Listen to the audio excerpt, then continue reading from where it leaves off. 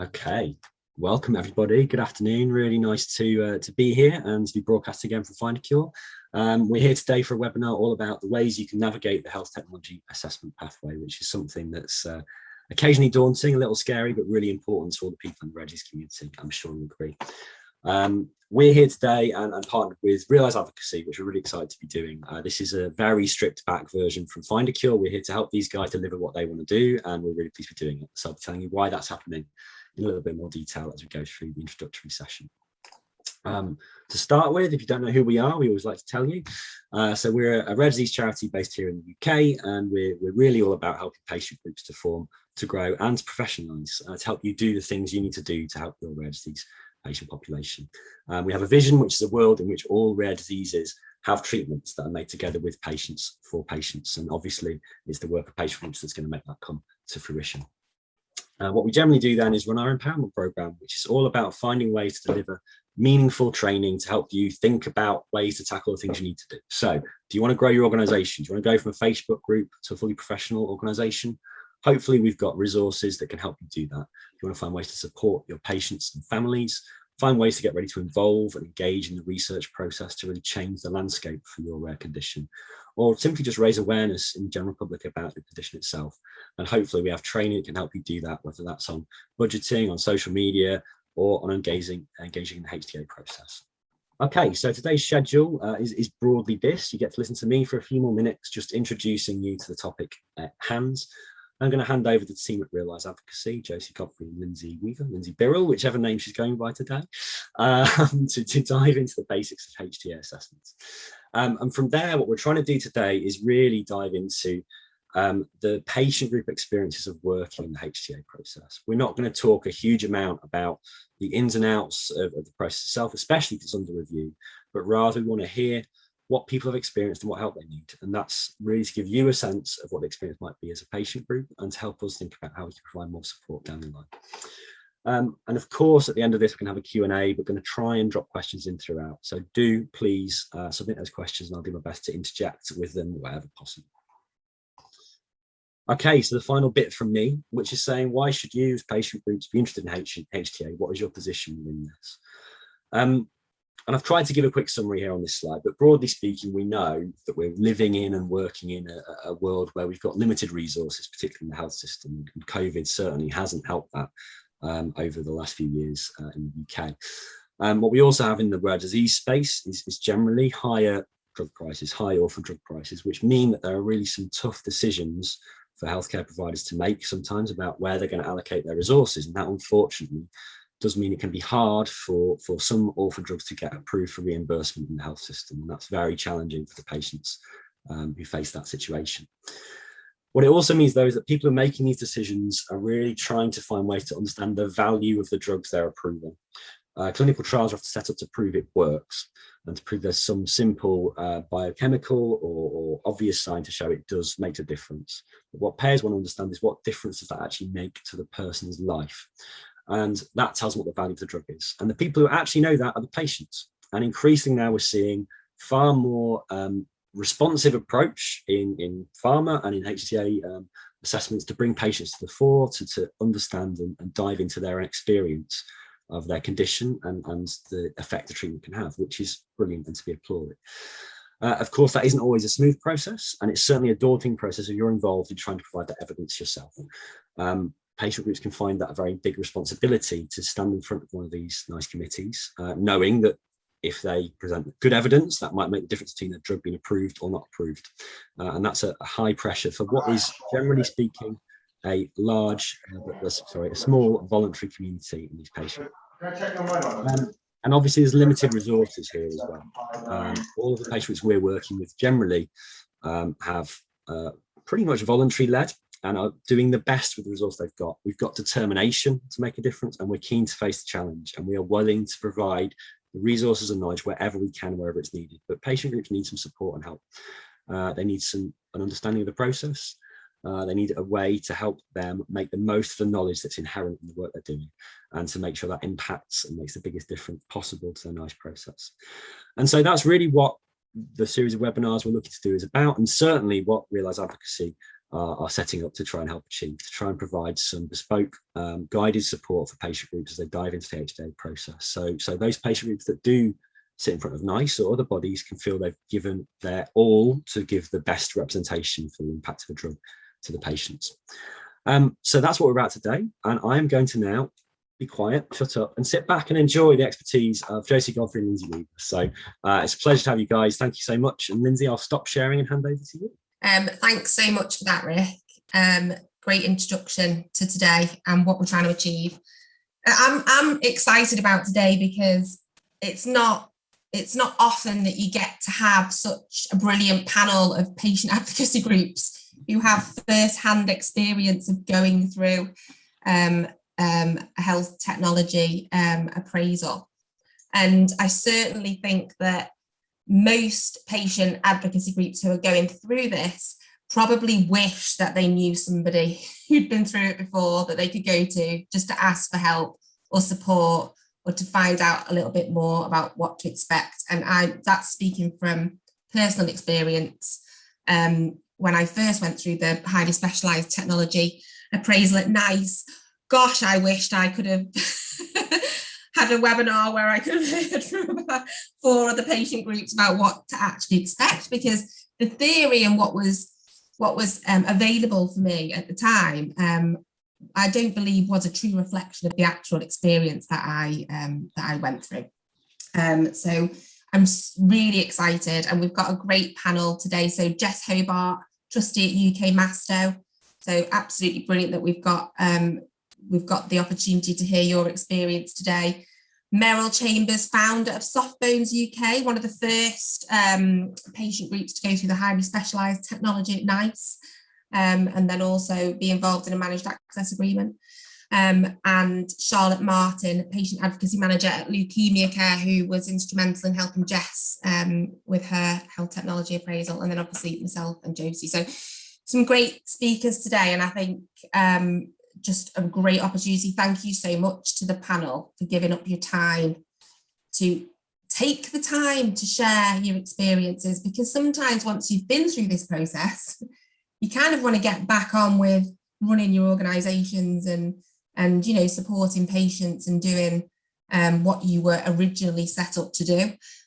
So this is great that you're giving up the time to share some of that experience. So thank you very much for that. I'm going to hand over to Josie, just so she can run through the, Realise Advocacy, what we're here to do. And also she's going to talk a little bit about the scene setting of HTA. So why is it so important that patients are involved in that process?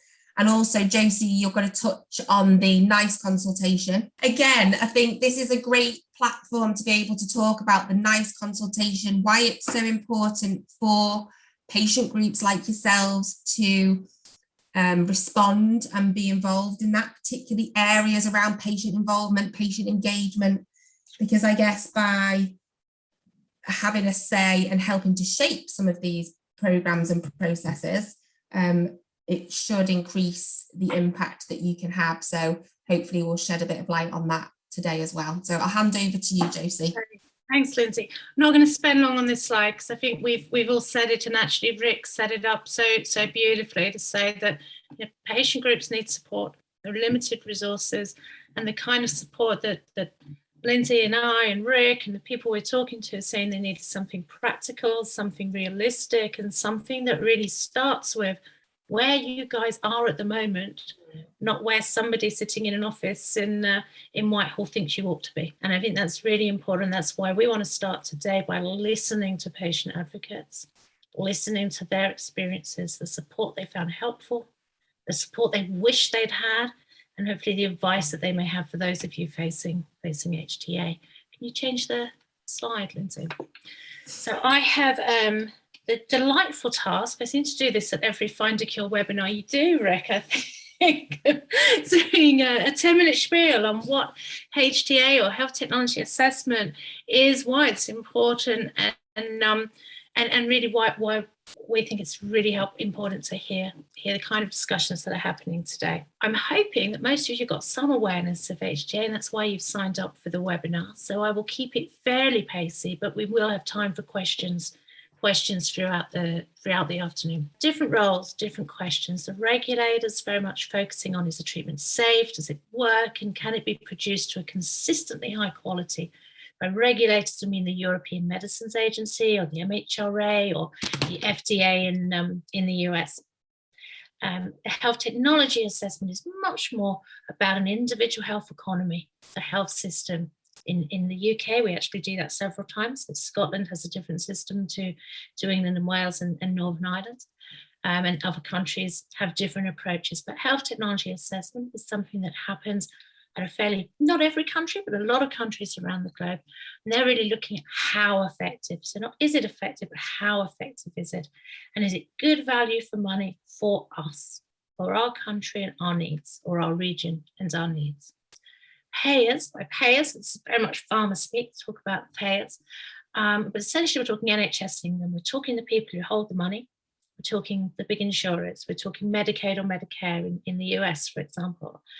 So public or private, the people who hold the purse strings and will decide whether or not they're going to pay for something. They want to know how effective a new treatment is, they want to know if it's good value for money, and they want to know if it is affordable. Can you move the slide on, Lindsay? That increasingly that is creeping into HTA, and those of you familiar with NICE may be familiar with something called budget impact tests, and increasingly discussions about what is the overall budget impact. So looking beyond value for money to affordability. There's a little quote at the bottom, I'm not going to read it all out, but that describes what health technology assessment is. And the key point here is that it's really envisaged as a multidisciplinary approach, looking at a variety of factors from clinical effectiveness, safety, costs, economic applications, but also social, cultural, legal issues.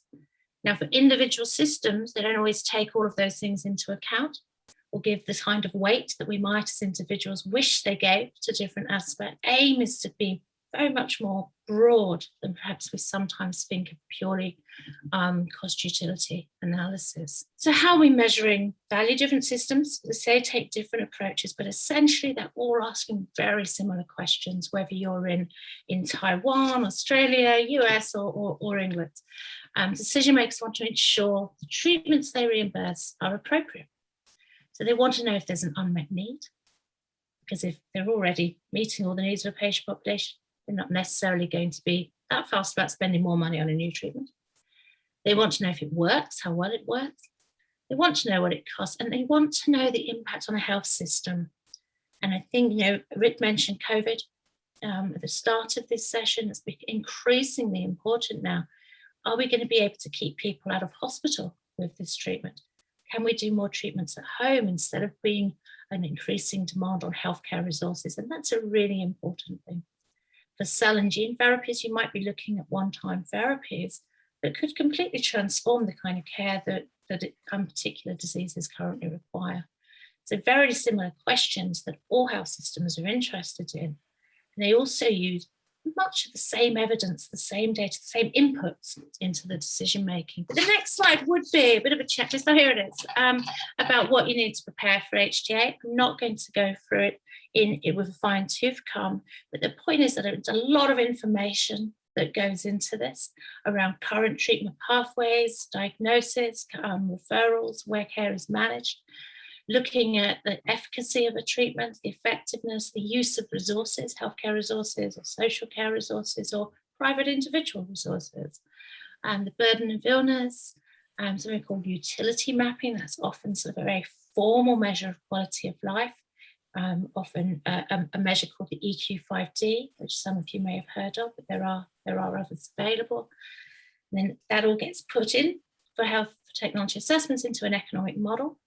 Incredibly complicated, pages long, lots of Excel spreadsheets running. Out of that comes assessment about the cost effectiveness for the UK or the costs and the benefits for other countries. And a lot of that's mostly the burden is on companies or manufacturers to develop that, but clinicians, patient organisations, other stakeholders all have a role to play and can all contribute evidence. And particularly patient organisations, I think, you have so much knowledge and so much evidence and data around these different aspects. And it's really important to find ways to bring that in, and ways that are manageable and effective to maximise the impact of your efforts. So this is used. We had a webinar, Findacure webinar a few weeks ago, which Heidi Livingstone from NICE kindly spoke at, and this is the slide that she used. So thank you, Heidi. I'm borrowing that today. She's going to be listening to the recording, so she'll appreciate the shout out, I'm sure. So we're not going to go into all of the detail, not least because things at NICE are up in flux, and also because this isn't about NICE. This is just an example of an HTA process and the different opportunities there can be for patient engagement. NICE would say opportunities. I used to work at NICE. I set up the highly specialised technology programs, so still have a little bit of that thinking in me. But perhaps if we talk to Jess, Charlotte, Meryl, they might say that's not just an opportunity, it's also a burden, it's also a demand on my time. It's also yet another thing to add to my to-do list. So definitely a double-edged sword. But you can see here, I hope the writing's not too small, that you can see that there are opportunities for engagement from very early on. So something called a scoping phase, where NICE or another organisation is working out what are the question we're looking at. Should we be looking at this treatment? What's the patient population? What's the likely benefits? Where does it all fit in with the current service provision? Right through to submitting evidence for the formal appraisal stage or assessment stage, responding to consultation documents, all the way through to potentially having to be involved in an appeal if there are grounds for challenging a decision that just does not seem appropriate given that the evidence that's available. Each of those stages, each of those steps will benefit from having patients involved. It has the potential to transform and improve decision making, which is fantastic. That's the upside. It also needs different sets of skills. It needs a certain amount of time. It needs inputs, and it is a demand. And I think that's what we're hoping to hear about from Meryl and Charlotte and Jess is, which bits of this process did you find okay? Which bits were a struggle? What support was available, and what support do you really wish was available that could have made life a little bit easier going through these processes? Just before we do that, I did promise a few minutes on the NICE consultations that are happening at the moment. If any of you have looked on the NICE website, then you'll know that there's an awful lot of documents that have been released a couple of weeks ago. And when I say a lot, I mean a lot. It's an awful lot of pages. Consultation closed on the 13th of October.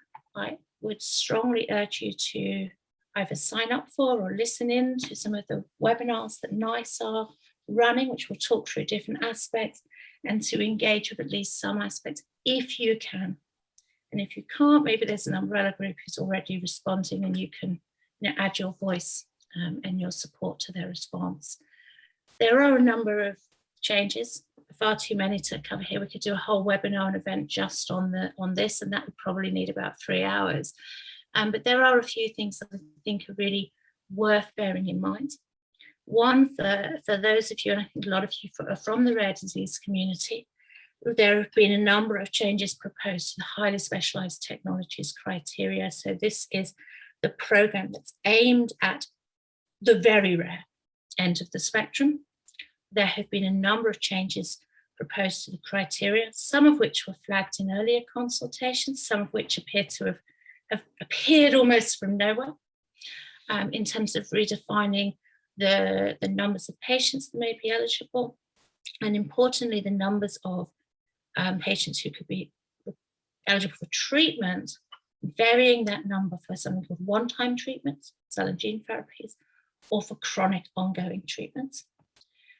There are also going to be some changes around whether or not a treatment can be put into that if there are other indications, so that means other uses for a drug, or if there are already treatments that are considered to be effective in a given disease area. So quite significant changes to the highly specialised technologies criteria That's just a couple of them. So if that is the end of the spectrum you're working in, sort of the world of the very rare, would strongly urge you to take a look at those if you can.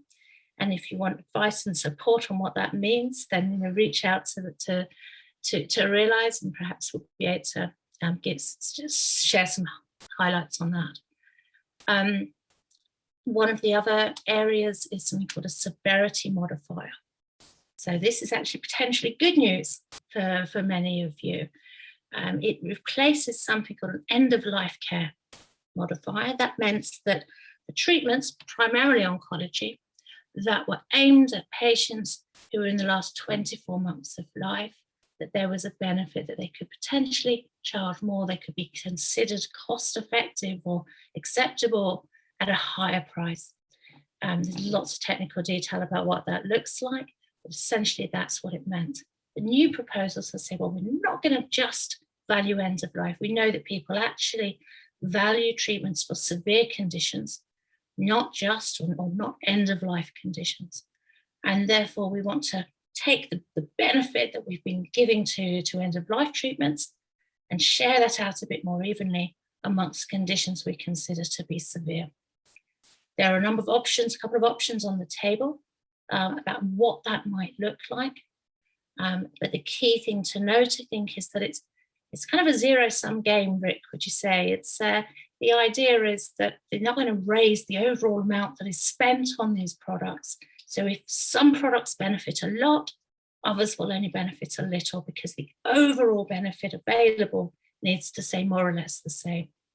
So there will be inevitably winners and losers within that. And I think that, again, something that probably worth taking a look at to see how might this affect my disease areas or the disease areas I represent and work most in. There are other things on the list, but I'm conscious that we want to move on, start hearing from patients. Those are a couple of things. The final one to say on the NICE consultation is that NICE are saying a lot about wanting to make patient involvement more straightforward, more consistent across all of their different programs, which is clearly an admirable ambition.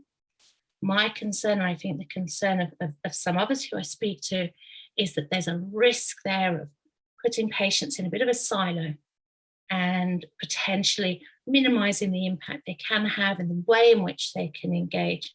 In an attempt to ease the burden on patients, we may in fact sort of take away some of that patient voice. It's going to be really important that Heidi and her colleagues at NICE, that those of you on the webinar this afternoon think and reflect about what is actually going to help us and what might actually have a risk there that could end up undermining our voice.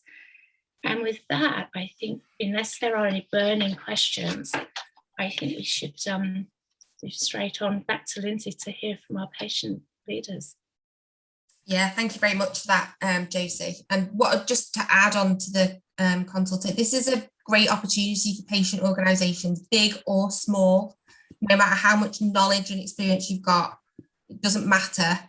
It's really important that you respond to this. As Josie said, if you're a really small organisation with limited resources and knowledge, then reach out to a larger organisation, ask them the questions on how they will be responding on your behalf. Yeah. And also another thing that I would suggest is it is really technical, and ask the questions, what does that mean? And what does that actually mean in practice for me? Because I think sometimes a lot of these terms are just so technical and difficult to understand. Yeah, we think as patient organisations, or I'm probably not going to respond to that bit because I don't really understand it. Well, it's our responsibility to explain it, because it is your consultation for you about processes that affect you. Yeah, we'll be available to help. But the likes of Genetic Alliance, Metabolic Support UK, you've got Findacure, reach out and ask. If there are things that you don't understand, then I'm sure we can rally around and do something that would help patient organisations understand. Okay, yeah, so this is the moment we've all been waiting for, to hear from the patient advocacy groups who've got first-hand experience of going through this process. What challenges did they face? How did they find the experience, and what support would have been helpful? So hello to Jess Hobart from UK Masto. Charlotte, hi, from Leukemia Care, Patient Advocacy Manager.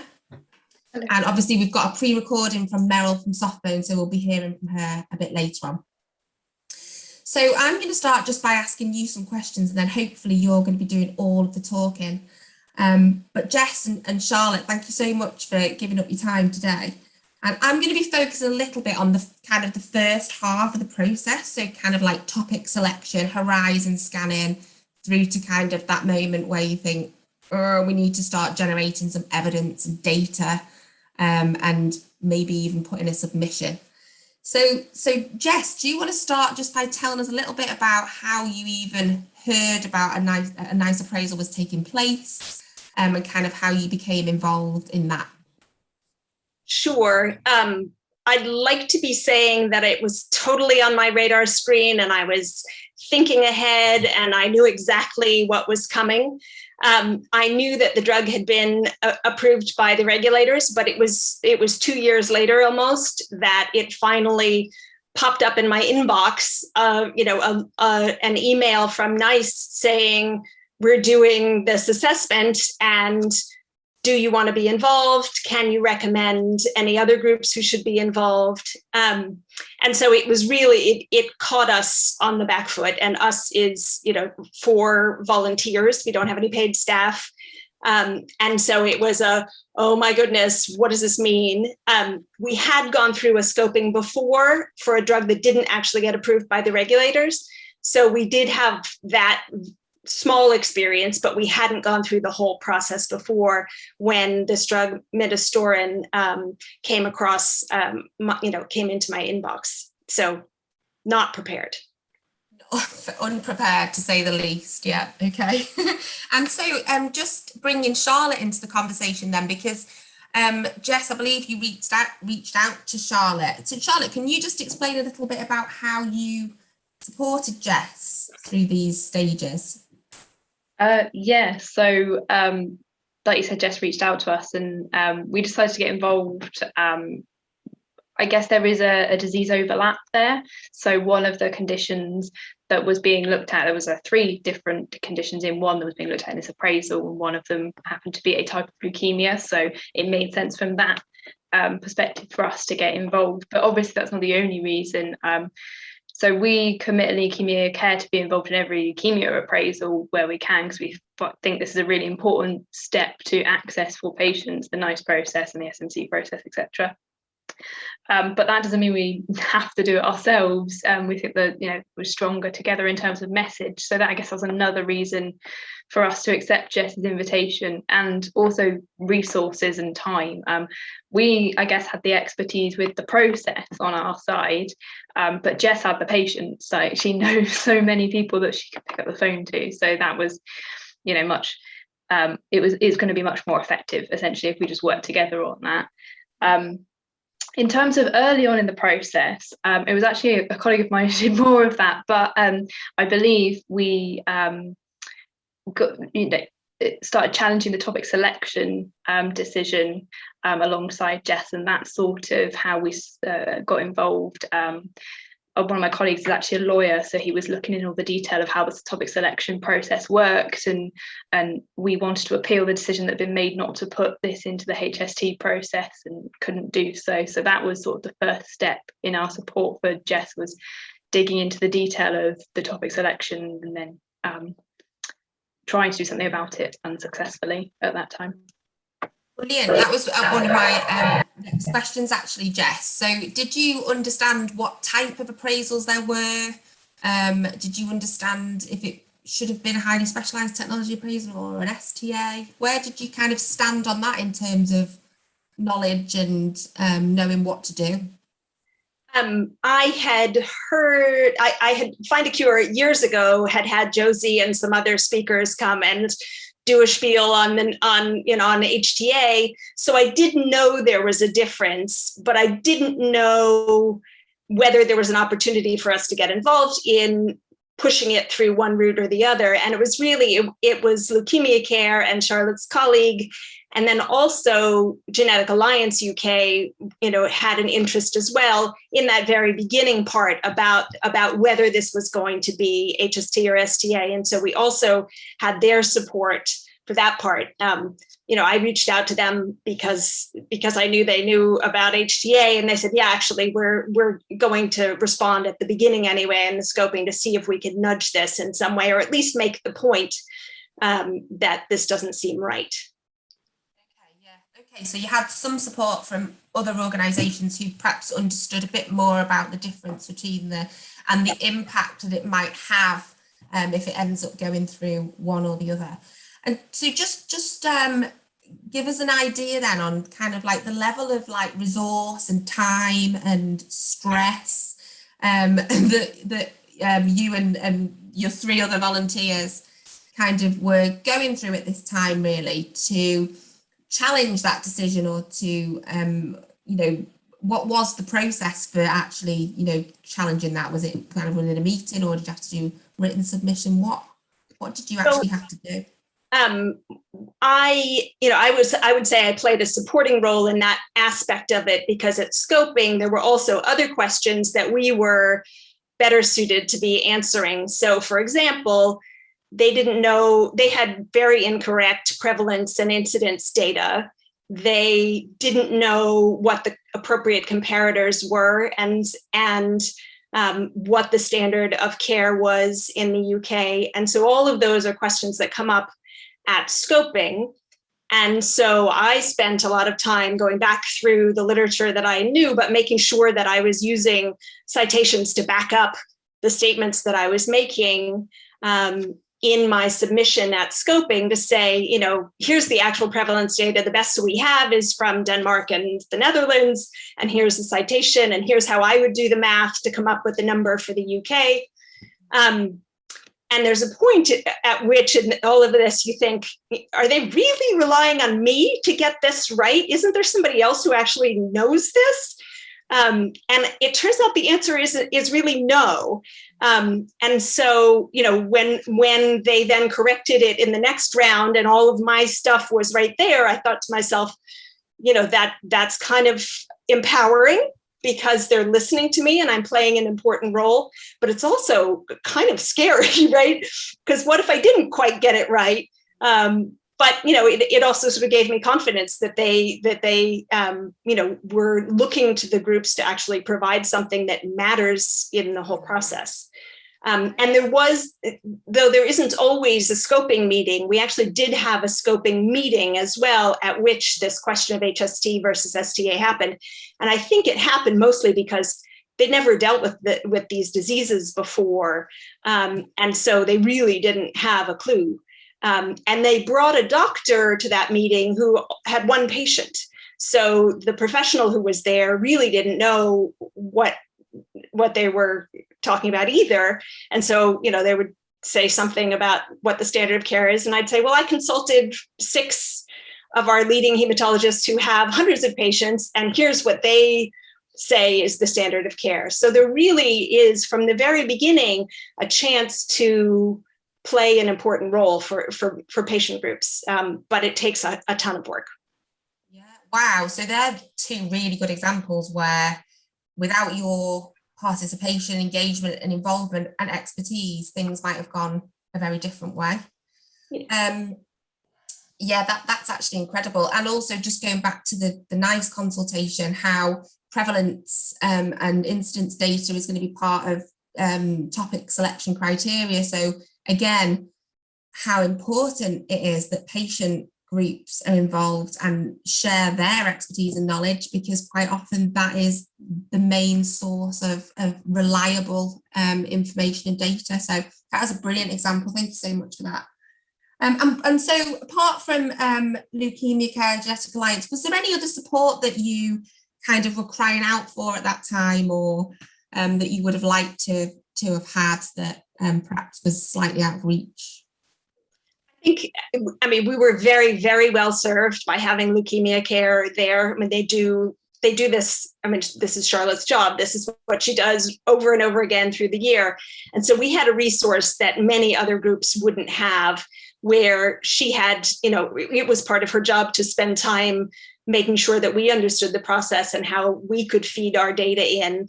And so I think we were extraordinarily lucky. And there were places where I think I should have been asking more questions about what was coming next. So, for example, later on in the process, you get to technical engagement, and they asked questions that shouldn't have been a surprise to me, but it was sort of okay. Now I need to collect some data really quickly. And so I think if I had been thinking about that, 2 years before, that would have been terrific. And 3 months before would have been great too. And I wasn't quite focused on what was going to be needed from us. Yeah, brilliant. So that brings us to the next phase. So how did you actually go about generating evidence and data and making a submission? Well, so the first thing I did was to ask Charlotte, do you guys have any patients that that you're in touch with? Do you guys have any data? And the answer was that they don't, because this is an extraordinarily rare form of leukemia. And so we looked at the questions that they were asking, which were really about the burden of disease. What's it like to live with this? What is it like to be on this drug? If for the patients who are on the drug, how does it affect your family? What is life really like with these? And so we created a survey and reached out to our patients, in a broad way. And then where we knew a specific patient had one of the relevant diagnoses, really reached out to them personally and asked them to fill it out, and also asked caregivers to fill out a version of that survey. It was one of those don't let the perfect be the enemy of the good things, where, time is short and you just need to do the best you can with it and not get too tied up about whether you got it right. Or absolutely perfect anyway. And so we did that. And then we also had some conversations with patients, and then fed that back into the technical engagement document where we were submitting comments. And luckily, Charlotte was there to say, this is how you present it. And, here's where you might want to have a quotation and that kind of thing. And so it was great to be able to share the sort of responsibility for pulling that together, because it's a big task. Yeah, so I think people underestimate the level of work that goes into developing a survey and generating the right sort of responses, and then putting it into a submission template for the right HTA body. So a massive undertaking. And how long did you actually have then to put all that together, from when you kind of found out you needed to do it to when you needed to actually get it done? Charlotte's making the same face I am. I can't remember, but it was weeks, not months. It might have been 4 weeks, but it might have been 3. Yeah, that sounds about right. I couldn't tell you off the top of my head. Sorry, yeah. So going back to what you said, you could have known about that, way in advance, and actually got on with that piece of work in the background, perhaps. And ready fact, and waiting for the. With another drug company now, we're starting that now, and it hasn't even gone through the regulators in the UK. Yeah. So now that I know, I'm starting, way sooner. So this is a prime example of wishing you'd known something and then being able to do it the second time round.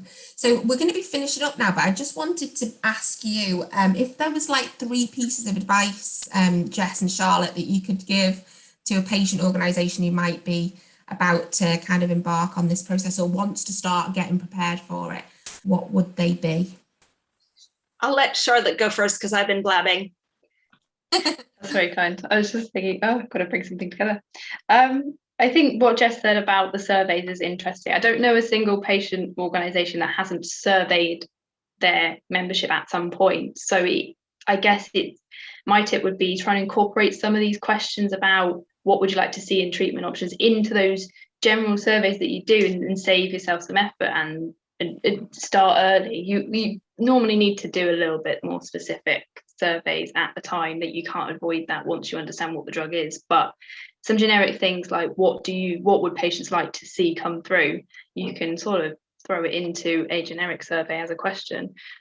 quite easily, and we do that actually at Leukemia Care in our well, it's supposed to be annual survey. We haven't managed to do one for a while, but when we will go back to them, we will be doing more of that. And use collaboration. It's just like reach out to people who have more expertise than you. I think that's the whole point of this webinar, but I just wanted to underline that. But I don't want to talk too much. Jess, you must have some tips. Sure. Some are just reiterating, I think, what I said. First of all, keep your eye out on where the drugs are that are in development, and develop your relationship very early with the drug company so that you're having a dialogue about what data they're collecting, so that you're sure that they understand that that getting it through the regulators is not the end of the story in the UK. We don't get the drug if you only get it through the regulators, but you don't engage with NICE, or you don't do a good job with NICE, or whatever HTA body you're going through.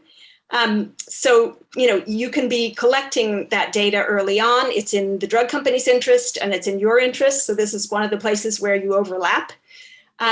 Trust that you have information that will actually make a difference in the process.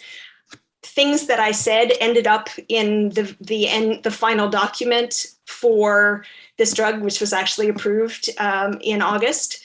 And so we actually have access to the drug. Absolutely felt like, a huge weight on my shoulders through the whole thing. There's no way around feeling like it's important, because it is important. And so you just need to ask for help and don't sit and freeze, sit, think, and then act. And so, you have Findacure, you have Genetic Alliance UK, who may have an interest in part of it. Realise Advocacy is now here. There may be other charities that overlap, as Lindsay mentioned, some of the umbrella groups, or in our case, we had beautiful synergy with Leukemia Care, who knew what we didn't know, and we knew some of what they didn't know. So, reach out, because this is important, and our voice has to be heard. Brilliant. What a great way to end the interview. And we'll be hearing again from Charlotte after the next interview. So I think if there's no specific questions for Jess and Charlotte at this time, we're going to move on to Meryl from Softbones. I might just bring in a couple, okay, if that's all right. That's fine. Just because it was mentioned, I know Josie's answered it, the difference between the HT and STA, but that kind of is pertinent to the story we're going to hear from Meryl as well. So, Josie, if you just wanted to quickly summarise that to make sure everyone caught the difference and everyone's on the same page, that'd be really appreciated. Thanks, Rick. Yeah, so STA stands for Single Technology Appraisal, and HST, Highly Specialised Technology. They're two distinct programs. The vast majority of new drugs, new treatments will go through the STA program or the similar program. A very, very small number of treatments will go through the highly specialized technologies program. And those are really designed to look at treatments for very, very small populations, very rare and needing sort of national coordination, so quite complex potentially as well. The criteria, as I mentioned before, all changing a little bit, so I won't go any more into those. Do take a look on the NICE website. But what's important is that it does matter. It matters which program you go into. I mentioned something called a cost effectiveness threshold. So this is really determining the willingness to pay, the likelihood of getting approved, getting recommended for routine use in the NHS. In the STA program, this sits at what is called £30,000 for one quality. So we'll park the technical stuff. Findacure have on their website a very detailed webinar about health economics that we were involved in a few weeks ago. So take a look at that if you want to understand more. Essentially £30,000 for with a little bit of flexibility at the moment around end of life care. In the HST program, that varies depending on how much benefit you give, but can range from 100,000 to 300,000. So a really big difference in terms of that willingness to pay. But also, arguably, the HST program has been a little bit more flexible or understanding of the evidence challenges around very rare diseases, how hard it can be to run trials, the small patient numbers, and taken a slightly more holistic look to brought in carer experience, carer quality of life, for example, more clearly. And I hope at least, I tried to introduce that, and I know others have also really tried to embed patients a lot in that and been maybe arguably a little bit more proactive. I think when my ex-colleagues listen to this, they might disagree with me, but I suddenly think it feels a little bit more space for the patient voice. And that's in part, at least, because of this recognition that people like you, Jess, have that information. And when you get to very, very small patient numbers, there often isn't any published literature. The demographic data is just not really there. So they're having to rely more on patients. And I think over the years, that's become quite well recognised. I hope that is a clear answer. Great, thanks, Josie. And obviously the video I'd like to look at is going to be one of those first cases that went through the HS2 platform. So it gives a really nice context as we dive into that. So Lindsay, if you want to say anything to introduce your video and introduce Meryl, and then we'll get it shared. Yeah, just just thank you to Meryl really for taking the time to pre-record this, because I know that she's working today and is actually running a clinic in the NHS, so couldn't get the time off. So, but yeah, I know that she's really keen to answer any questions as well. So anything afterwards that we can send to her, just let her know. But I'll let her do the talking for herself. Hi, Meryl. Hello. Thanks for agreeing to do this. And following on from what we've just heard from Jess's experience about going through the NICE process, I'm going to ask you about your unique experience of other parts of the process. So we're going to focus a little bit on the NICE committee meetings, and also I want to get your insight on the unique circumstances of the managed access agreement for the treatment. But first, can you tell me your story of how you've even got involved in becoming part of a NICE appraisal? Yeah, absolutely. Firstly, I just want to apologise to everyone that I can't be here in person today, but I'm sure it's going to be a really informative meeting and you're all going to get a lot from it. My name's Meryl and I'm mother of Maddox. My son, he's 7.5. He was born with a condition called hypophosphatasia, which is a rare bone disease. We were really fortunate in our journey to diagnosis. So he was diagnosed at 1.5 weeks old. We had no idea during pregnancy.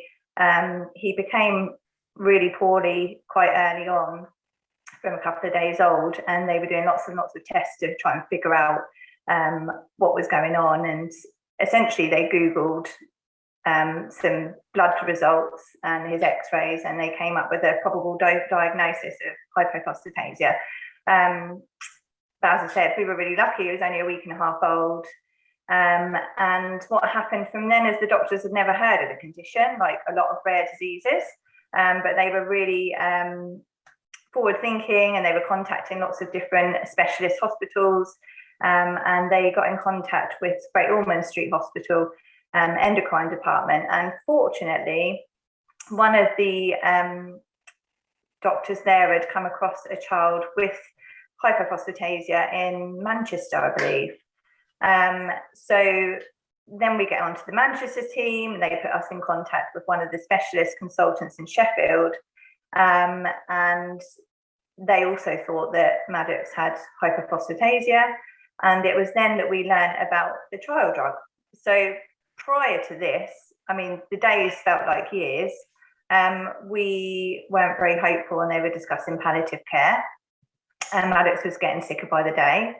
And then all of a sudden we had some hope that there was this drug and it had good responses so far. And we were told that there were 3 treatment centres. So there were Birmingham, Sheffield or Manchester, and we lived in Portsmouth. So we had to move to Birmingham. That was our closest centre. And I remember filling out some forms, and that was our only hope. So we were placed on the drug and didn't really give much thought about it really, because it was our only hope. So it was either that or palliative care.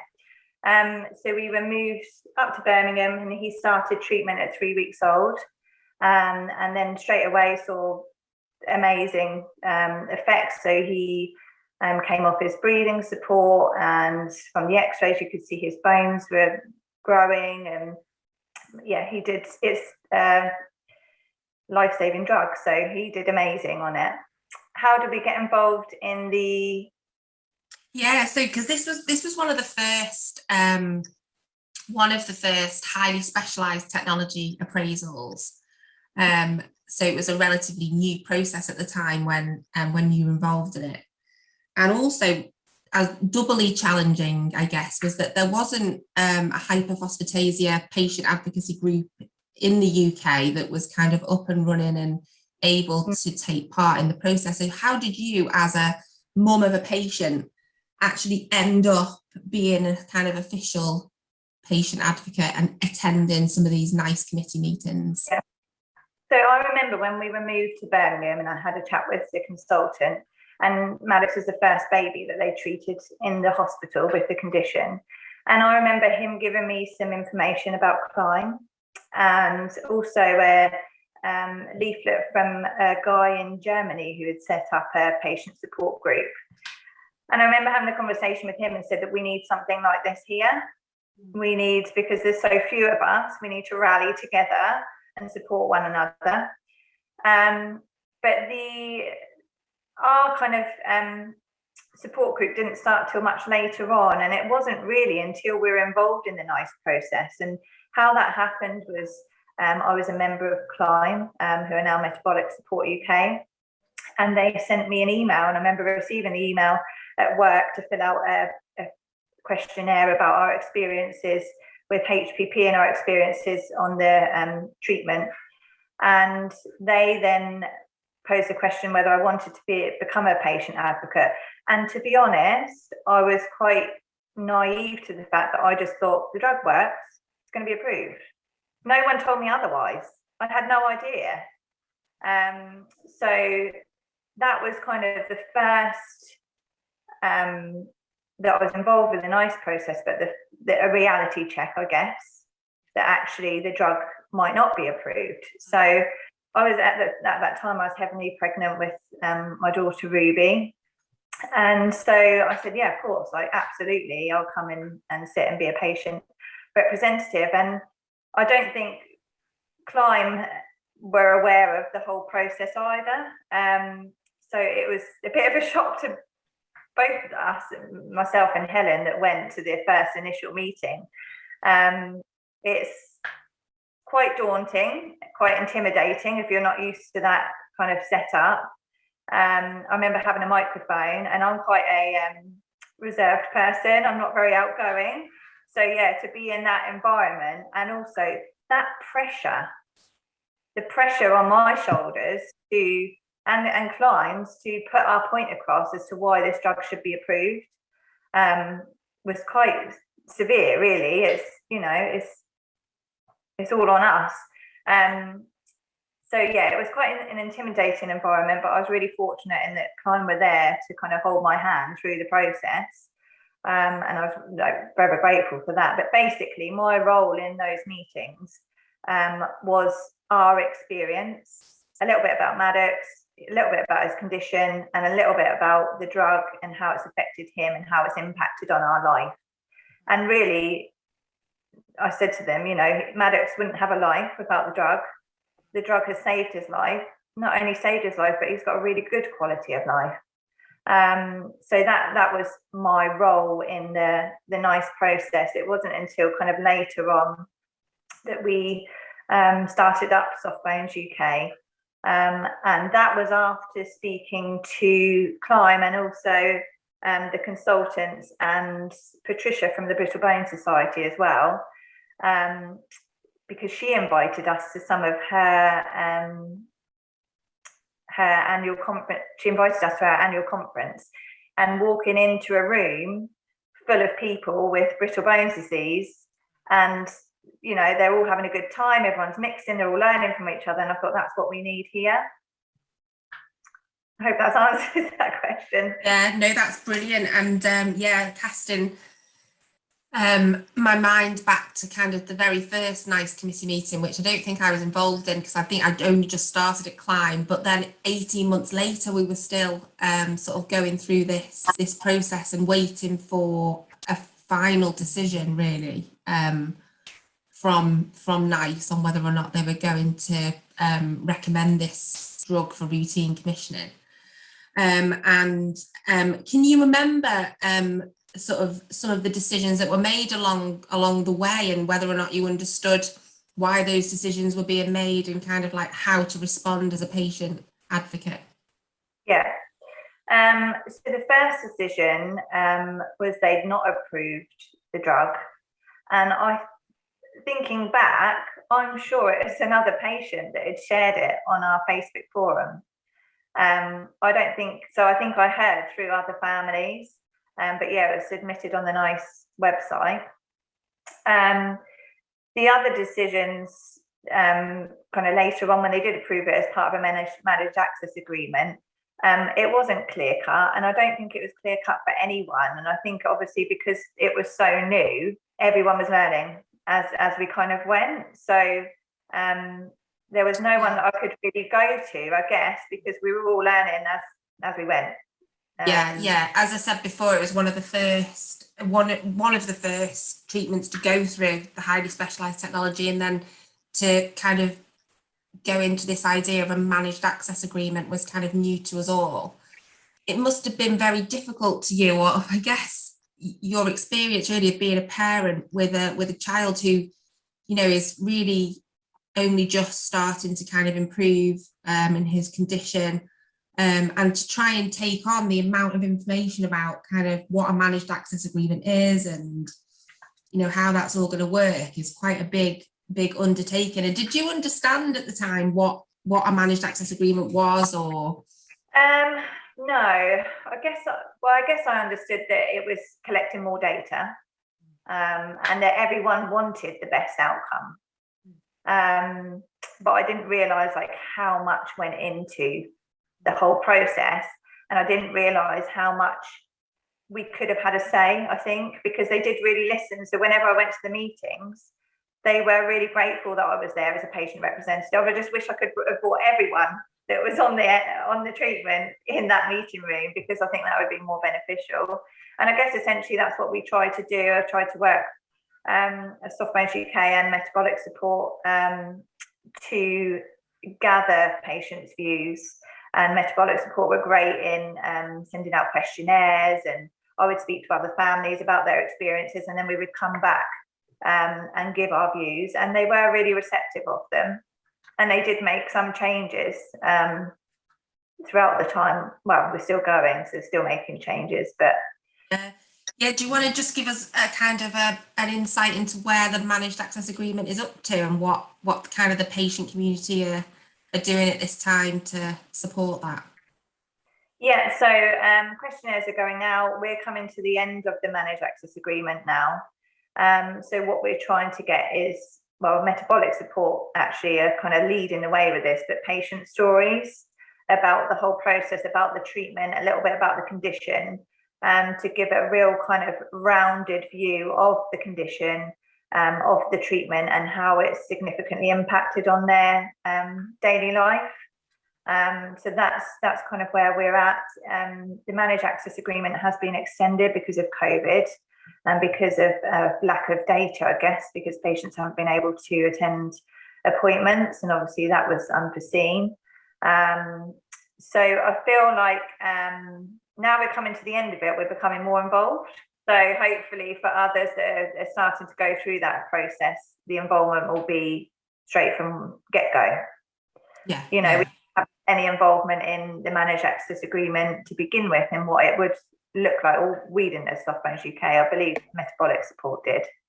Yeah. And I think that's the difficulty, isn't it? When you're such a small, well, you weren't even a patient advocacy group officially back then. You are a parent with a child with the condition, and I guess there was a small group of patients who you sort of worked alongside. I guess metabolic support, or Climb at the time, we tried as much as we could to alleviate some of the sort of administrative pressures really of being involved in processes like this, but most importantly still get your insights and sort of take them to the table. But yeah, it was a challenging process, definitely. that brings me to my final two questions, if that's okay. And thanks so much for answering all of those. So if you could offer 3 pieces of advice for another patient group or someone in your situation who finds themselves, imminently going through a NICE appraisal, and what sort of advice would you give those people? Yeah, reach out to others is really important. So to other people that have either been through the process, or someone like yourselves that can help support people through that process, because you can't do it alone. Life is stressful enough as it is, let alone, trying to look after a child, someone, or living with a condition, and then having to go through this process. So it's really important that you don't do it alone. So reach out to others. I would also say to start early. So start early collecting your own data. So you need to reach out to other families, try and gain patient experiences, a little bit about their condition and how it affects them and how treatments affected them, and try and give a full kind of more rounder picture of patients overall and the impact the treatments had on them and their lives, and get patients and families involved. Make them aware of what's going on. I think some families don't particularly want to hear about it because it just adds another kind of layer of stress to their lives. But for those that do want to, try and get them involved as much as possible. Yeah, I think that's one of the challenges, isn't it, with patients who are going through such a difficult time anyway, and trying to get them involved in a process like this, with all of the uncertainty that comes with that, is a challenge in itself. And I guess it's kind of managing the expectations of the patient community, but also trying to get them involved, because the more information they can give and the more participation that they have, then the better the outcome is going to be. And if you could have had any support, I guess, during that time, apart from unfortunately, because it was such a new process to everybody, Metabolic Support UK, certainly me and the team helped as much as we could. And I think, from that, we've all learned so much now. This is one of the reasons why we kind of want to run these types of webinars. And with Realise Advocacy, we want to make sure that everything that we've learned and everything that we've experienced, becomes of benefit to the next group of patients, really. But if there was any type of support that you would have wanted back then, what would it have been? I think it's just having someone there to support you in the process, in making you feel comfortable to have your say and to share your experiences, and I guess support in knowing what the process involves would help. But obviously we didn't have that back then, so I was really lucky to be supported at the time, and I felt comfortable enough to have my say. But yeah, just to have that person, that big organisation there with you, to help you through the whole process. Thank you so much, Meryl. It's great to speak to you as usual. And sorry you couldn't be at the webinar today, but thanks so much for doing this interview. And we send all our best to you, Maddox, and the family. And we'll see you soon. Thank you. Thanks, Lindsay. Okay, that was great to hear from Meryl's experience as well. And if there's any questions for her, then we can get those answered. I'm just going to move quickly on to Charlotte, because I think we've only got about 10 minutes really to crack on with that. So, because Charlotte, you're a completely different size organisation with resources and different level of knowledge to, for example, Jess's patient organisation and Meryl's patient organisation. So I'm really interested to hear whether or not, even with all of your resources and time and everything else that you can put into this, what challenges you still face going through a process like this. Yeah, so just to clarify, Leukemia Care's sort of size, I think that'd be helpful. So I'd say we're about a middle-sized charity. We generate about £1 million in income a year. There's about 50 staff, although I should say not all of them are in my department. I wish they were. And I'd say in terms of number of HTAs, we deal with about 10 a year across all types of leukemia. There are different leukemia types, so that's why there's quite so many. And I have one staff member who sort of takes responsibility for the HTA process, but it's not her full-time job. It is part of her job. And then there's me as her manager. And actually we have one other person who has lived experience of one of the types of leukemia who does also get involved in HTA. So I'd say between the three of us, it's about a person and a half, I guess, of resources. So more than what Jess has, but not like a whole team. I wish I had a whole team, definitely. In terms of challenges, I mean, we've talked about time and resources across the whole conversation, so I'm not going to go into that again, but I think Jess's point about scoping and all the different things she had to do, as well as just filling that form at NICE, then is like, it just illustrates the whole challenge of engaging with the process. It's not just filling in a form, it's actually understanding what goes behind the information you're sent as well. There's engaging with patients in the time frame.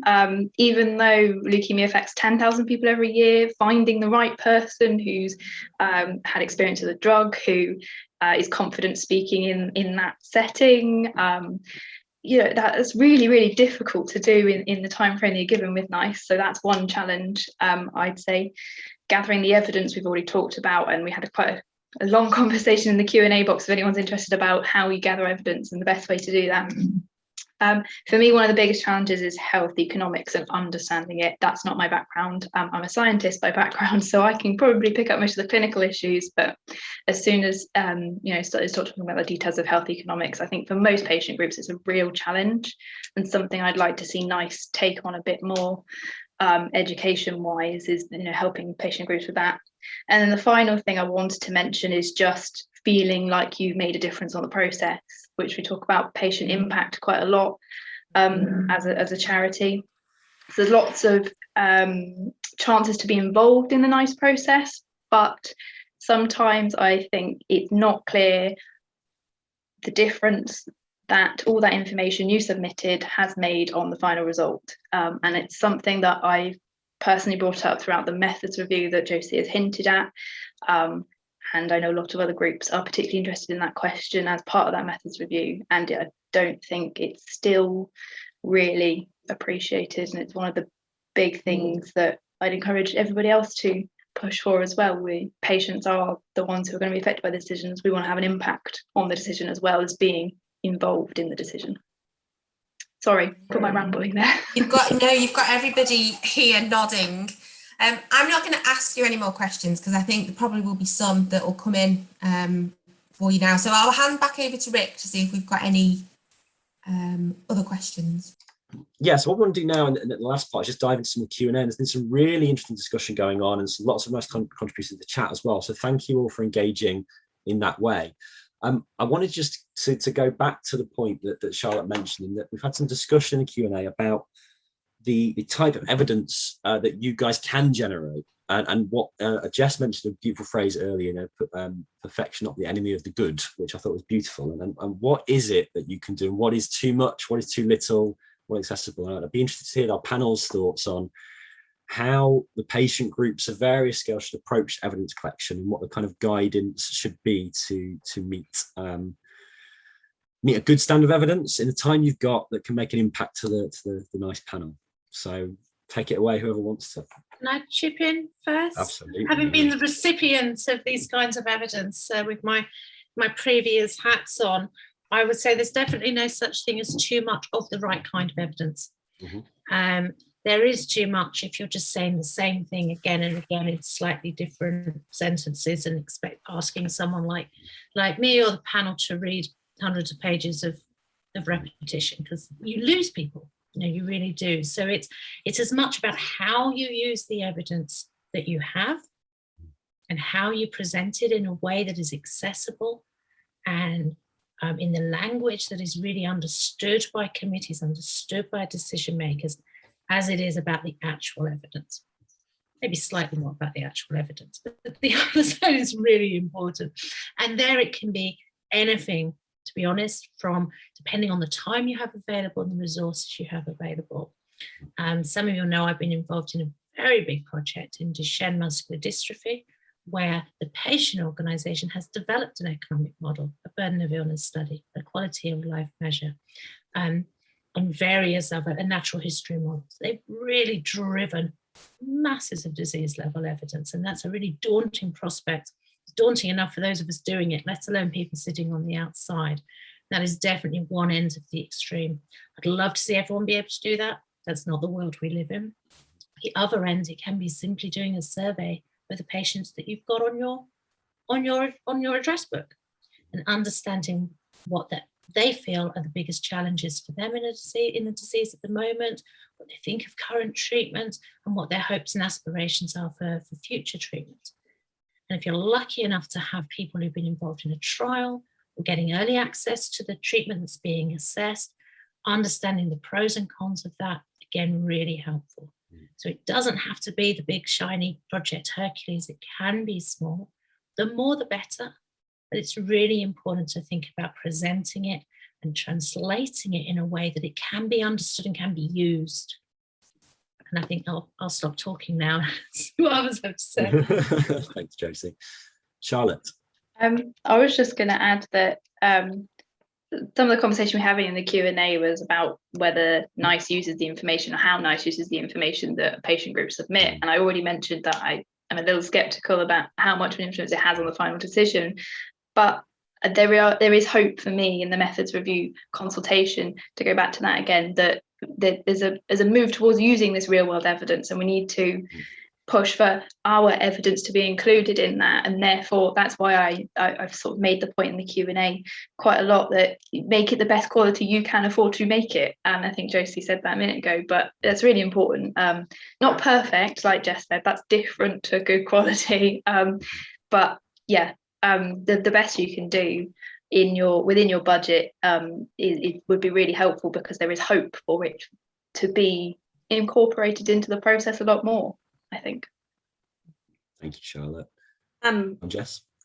I would add, and both of you have already said most of what needs saying, but there's a difference between the data that you can help a drug company collect before and what you can collect when you're faced with a NICE document that's come through your email. So for example, with this new company that we know will be coming to NICE eventually, we want to make sure that they're collecting the data in advance that they'll use to develop their argument on cost effectiveness, so that it's really robust.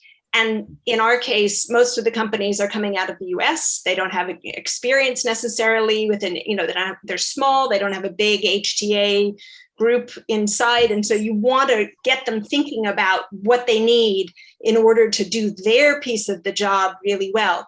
We can do our piece of the job, but if they've muddled up their piece of the job, you're really not going to be in a good position. And so it's a multi-step thing that we can do as patient advocates to get them to do their stuff. We do our stuff as well as we can, but they've got money to do this and a really strong incentive. So keep prodding early on that side too. Thanks, Jess. It's a really important point, and it's designed to lessen the pressure that patient groups feel when they are making those contributions themselves. If the work's already been done in advance to give a really strong case for the drug, then it shouldn't be all down to you at that stage. You should be supporting what's already a package of evidence. Lindsay, you were going to come in before as well, so don't want to add to that. Yeah, only quickly, because I know from the perspective of a lot of patient organisations, it's a really emotional journey as well. This could be the first time that a treatment is even, on the horizon. And I think that it's very, likely that patients want to share their kind of emotional stories with the NICE committee, and they want to kind of get that over, the difficulties. And I think one of the really smart things to do is actually, as Josie said, translate that into what NICE are actually looking for, because it's often the details of your story and the journey that make the difference, but it's just putting it in a language that NICE understands. So I think your stories are powerful. It's just how you tell them that's the most important thing. Absolutely. And finding that right balance between the emotive part of it, the data, and building a package which takes the whole spectrum into account is going to have the most impact on them, I suspect. There's an outstanding question sitting in the Q&A just asking about how people get involved, or the scoping process itself, or how the scoping process works. And if you have a few words to say on that question for us. Shall I? Yeah, go on, Josie, just quickly, and then I'll come with one more question. Yeah, so the most important thing is to be recognised as a stakeholder, then you'll start receiving information from NICE. The website can be a bit challenging to find your way through, so try and register yourself as a stakeholder. And if in doubt of that, if it's not working, then get in touch with Heidi Livingstone or get in touch with the patient engagement team at NICE, and they should be able to help get you on the list. NICE will always try to find the right patient groups for different appraisals and different treatments, but it is sometimes difficult for them, particularly if you've not got a big internet presence or you've not been involved in a previous one. So, but you can put your hand out and demand to be included. Yeah, that is really important. Actually, there's a few groups lately that are kind of wanting to get prepared for all of this and then didn't actually know they needed to register as a stakeholder. So I've just reached out to NICE. Heidi will tell you exactly what you need to do. And there are patient groups that are sort of standing members of these things. So you get Genetic Alliance on anything to do with genetic disorders and rare diseases. MSUK, for example, is a standing, automatically put on anything metabolic. So you can reach out to those umbrella groups, maybe Leukemia Care, for example, if they're relevant, and they can actually say, excuse me, but you've forgotten. So as can companies. If you've got a good relationship with your company, they'll probably make sure you're on the list. So there are different routes in, but they will try to help. And Josie and Lindsay, do you want to talk about where you can look to see what might be on the horizon? Because there are places you can look it up, and I'm not remembering the details. That is somewhat more challenging and depends how far out you want to go. There's a topic selection details for NICE. Not every HTA agency has that amount of transparency, but they're probably working on similar timelines. If you're in a different jurisdiction, it's not going to help you a huge amount. But typically they're looking at things 2 years, 18 months before they expect something to get a license. So it's quite late on in the development, but certainly not too late to engage. I would say probably more likely is if you're not aware of the clinical trials that are happening in your disease area, you can find that out in clinicaltrials.gov, for example. You can see what's going through the EMA in terms of designations, in terms of submissions to ask for license. So really, the earlier you can understand what's happening, the better. You may want to, in an area where there's a lot of research happening, sort of manage your engagement with companies depending on how much capacity you have. But bear in mind that, pharma companies can often want to partner with patient organizations. They may be able to help you increase that capacity. So, there are different options, but knowing what's coming is really important. Thanks, Jess. Thanks, Josie. And then got about a minute and a half, probably, Lindsay, but I just wanted to see if there's anything you wanted to contribute or mention with regard to the fact that it's a managed access program that was where we got to in the case of HPP, and how those programs have been developed and where we think they're going to end up going in that situation. Is this a positive, a negative, or a yet to be determined? We'd love to get your thoughts on that and the outcome of it. Yeah, I think our experience of the managed access agreement was that it was positive and negative in many respects. It was positive because it meant that those most in need, which were mostly children at the time, could get access to treatment. And up until that point, it had only been available on kind of compassionate use, which for families was really, really stressful. And as I mentioned before, the highly specialised technology process took 18 months. So parents who, were going through this with their children didn't have a quick answer. So I think in terms of the managed access agreement, it was great because it gave people access, and, any access is better than no access. So I think that was a real positive part of it. I think thinking back, the issues around kind of adults with the condition was difficult. There was a lack of adult clinical representation on the NICE committee panel. So on the expert panel. So thinking back, and a little bit about what Jess said about choosing your clinicians and trying to get the right ones around the table would be really important. Where the managed access agreement is up to now, obviously it's an opportunity to collect data for the next 5 years, but 5 years goes very, very quickly. And then I think with the pandemic, there's been some hurdles around patients not going into clinics to, give data and everything else. So massive advocate for remote data collection and remote patient monitoring. So something like that, if I'd have known in advance, I might have suggested at the beginning of the managed access agreement. I think it's very much going to be a wait and see. To be honest, I don't think anybody really knows which way it's going to go. But hopefully those who are currently getting treatment will continue to do so, and certainly those most in need. I think sometimes with the managed access agreement it's difficult because it's very difficult with the type of complexities of these conditions and diseases to come up with subsets of patients who are going to benefit the most, particularly around like limited knowledge of how patients are even going to respond on a new treatment. So I guess a managed access agreement tries to fill in some of that uncertainty, but I still think that there maybe needs to be a bit more flexibility with these types of conditions anyway. Don't know if Josie's got anything to add on the managed access. I could, but we'd be here for much longer. But another webinar. Another one, yeah, gosh. I mean, some access is better than no access. I think addressing uncertainty, and there's a lot in the consultations coming out of NICE about what that might look like going forward. So I think, again, I'd say if you're able to, have the capacity to do that, take a look. They are trying to make it a more straightforward route, certainly for rarer conditions or more complex conditions. Lindsay, is there anything you'd like to say to wrap up the webinar, or shall I just waffle on for a couple minutes before we go? Yeah, I think I'm supposed to be sharing another slide now, but I think it's just a contact slide just to get in touch with. Oh, sorry.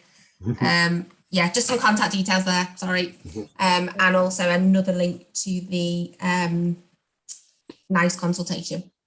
And can I just say thank you at the end? We have been fortunate enough to have this event sponsored by Pfizer to enable it to take place. We really appreciate that. And to flag our pilot project, which we haven't really talked about, but this is the first in a series of events. I think Rick alluded to that, where we're hoping to tackle some of the areas that have been highlighted, but also to reach out to some of you, we hope, and we'll do get in touch to better understand the need and support needs, so that we can actually feed that back into NICE, feed that back into the discussions that are happening at the moment, and raise awareness not just of what it's easy to think patient groups need, but what they actually do need. So thank you. Brilliant. I've really enjoyed today, guys. It's been a fantastic discussion. Lovely to hear the contributions and thoughts of all the groups that have been through the process. I'm sure that's been really helpful to everyone listening. It's been personally a pleasure for me to get out of the headspace of sitting and doing lots of writing and actually listen to people and engage with them. So thank you for that. And thank you everyone on the webinar for the questions that you've put in. It's been really interesting to see the conversation, and I'm excited to see what comes from the future of Realise Advocacy. So we're here to help whenever we can, and be glad to support you guys with anything you need. Let us know if we can help at Findacure, and we'll be really happy to see you again really soon for our next event. So for that, I'll wrap things up, say thank you all very much, and enjoy the rest of your afternoon. Thank you, and goodbye.